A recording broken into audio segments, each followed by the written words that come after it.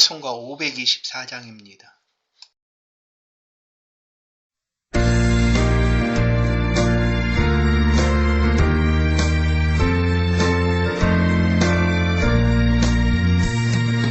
갈 길을 밝히 보이시니 주 앞에 빨리 나갑시다.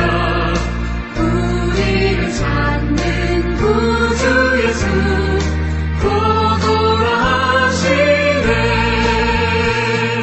죄악 벗은 우리 영혼을 기뻐 뛰며 주를 보겠네. 하늘에 계신 주 예수를 영원히 섬기리. 우리를 오라 하시는 말 기쁘게 듣고 순종하세. 구주를 믿기 지치 말고 속속히 나가세. 죄악 벗은 우리 영혼을 기뻐 뛰며 주를 보겠네. 하늘에 계신 주 예수를 영원히 섬기리.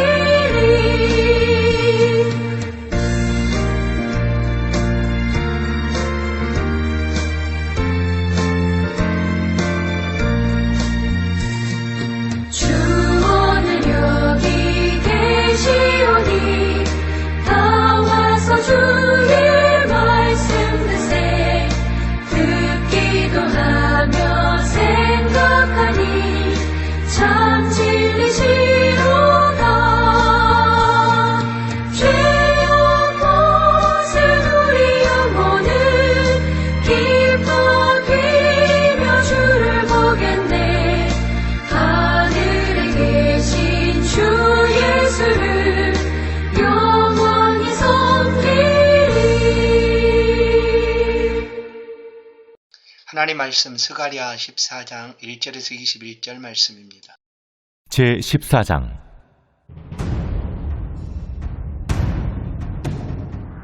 여호와의 날이 이르리라. 그날에 네 재물이 약탈되어 네 가운데에서 나누이리라. 내가 이방 나라들을 모아 예루살렘과 싸우게 하리니 성읍이 함락되며 가옥이 약탈되며 부녀가 욕을 당하며 성읍 백성이 절반이나 사로잡혀 가려니와 남은 백성은 성읍에서 끊어지지 아니하리라. 그때 여호와께서 나가사 그 이방 나라들을 치시되 이왕의 전쟁 날에 싸운 것 같이 하시리라. 그날에 그의 발이 예루살렘 앞 곧 동쪽 감람산에 서실 것이요 감람산은 그 한가운데가 동서로 갈라져 매우 큰 골짜기가 되어서 산 절반은 북으로 절반은 남으로 옮기고 그 산 골짜기는 아셀까지 이를지라. 너희가 그 산 골짜기로 도망하되 유다 왕 우시야 때의 지진을 피하여 도망하던 것 같이 하리라. 나의 하나님 여호와께서 임하실 것이요 모든 거룩한 자들이 주와 함께 하리라. 그날에는 빛이 없겠고 광명한 것들이 떠날 것이라. 여호와께서 하시는 한 날이 있으리니 낮도 아니요 밤도 아니라 어두워갈 때에 빛이 있으리로다. 그날에 생수가 예루살렘에서 솟아나서 절반은 동해로 절반은 서해로 흐를 것이라. 여름에도 겨울에도 그러하리라. 여호와께서 천하의 왕이 되시리니 그날에는 여호와께서 홀로 한 분이실 것이요 그의 이름이 홀로 하나이실 것이라. 온 땅이 아라바같이 되되 게바에서 예루살렘 남쪽 림몬까지 이를 것이며 예루살렘이 높이 들려 그 본처에 있으리니 베냐민 문에서부터 천문짜리와 성모퉁이 문까지 또 하나넬 망대에서부터 왕의 포도주 짜는 곳까지라. 사람이 그 가운데에 살며 다시는 저주가 있지 아니하리니 예루살렘이 평안히 서리로다. 예루살렘을 친 모든 백성에게 여호와께서 내리실 재앙은 이러하니 곧 섰을 때 그들의 살이 썩으며 그들의 눈동자가 눈구멍 속에서 썩으며 그들의 혀가 입속에서 썩을 것이요 그날에 여호와께서 그들을 크게 요란하게 하시리니 피차 손으로 붙잡으며 피차 손을 들어 칠 것이며 유다도 예루살렘에서 싸우리니 이때 사방에 있는 이방 나라들의 보화 곧 금, 은과 의복이 심히 많이 모여질 것이요 또 말과 노새와 낙타와 나귀와 그 진에 있는 모든 가축에게 미칠 재앙도 그 재앙과 같으리라. 예루살렘을 치러 왔던 이방 나라들 중에 남은 자가 해마다 올라와서 그 왕 만군의 여호와께 경배하며 초막절을 지킬 것이다. 땅에 있는 족속들 중에 그 왕 만군의 여호와께 경배하러 예루살렘에 올라오지 아니하는 자들에게는 비를 내리지 아니하실 것인즉 만일 애굽 족속에 올라오지 아니할 때에는 비 내림이 있지 아니하리니 여호와께서 초막절을 지키러 올라오지 아니하는 이방 나라들의 사람을 치시는 재앙을 그에게 내리실 것이라. 애굽 사람이나 이방 나라 사람이나 초막절을 지키러 올라오지 아니하는 자가 받을 벌이 그러하니라. 그날에는 말방울에까지 여호와께 성결이라 기록될 것이라. 여호와의 전에 있는 모든 솥이 제단 앞 주발과 다름이 없을 것이니 예루살렘과 유다의 모든 솥이 만군의 여호와의 성물이 될 것인즉 제사 드리는 자가 와서 이 솥을 가져다가 그것으로 고기를 삶으리라. 그날에는 만군의 여호와의 전에 가나안 사람이 다시 있지 아니하리라.